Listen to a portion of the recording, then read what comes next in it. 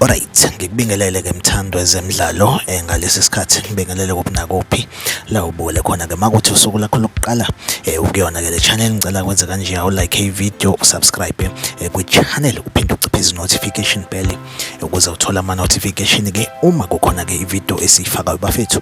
Kune-post engiyibona ke izulazula ey'nkundleni zokuxhumana sengiyibona kaningana sengithi ke nje angenze i-video. Siyazi ke bafethu ukuthi ey'nsukwini kade kuphuma ke imiphumela kamatikuletsheni, imiphumela ke ka-matric. So bafethu siyazi ke ukuthi ke kunabadlali ke abancane kwi-Betway Premiership okungenzeka mhlambe ukuthi ke bebefunda umatikuletsheni, okungenzeka ukuthi abanye ke base-high school, okungenzeka ukuthi abanye mhlambe ke sebeqedile esikoleni. Njengamanje ke bafethu ngizokhuluma ngoRelebohile Mofokeng. Ipost ke sengiyibona kakhulu ku-Facebook bafethu kuthiwa ke uRelebohile Mofokeng umdlali wokuqala omncane ofeyile umatric. So bafethu ngizoletha ke nje information yanyana nje bafethu encane. uRelebohile Mofokeng bengingayitsheli ukuthi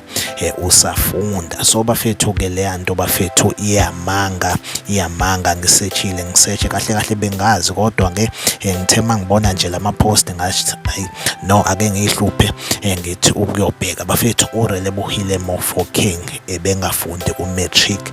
uRelebohile Mofokeng waqeda umatric ngo-2021 ngithi wayesengowakaRadomo isibongo ngaleso sikhathi. Wangakajoyini ngisho i-first team ye-Orlando Pirates. I'm not sure ukuthi wayesekhona ke yini ku-MDC, kodwa nje waqeda ngo-2021 umatric uRelebohile Mofokeng. So bafethu injalo indaba, bengizoletha lokho nje ukuthi waqeda ngo-2021. So ukuthi umdlalo wokuqala omncane ofeyila umatric, amampunge lawo siyazi ukuthi hleze khona ama-hater.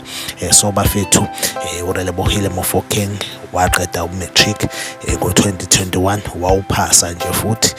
So njengamanje ngoba eshayina nje ebholeni impela kuhamba kahle kakhulu, ushayina nje no-matric wawuqeda. So bafethu like i-video usubscribe kwi-channel.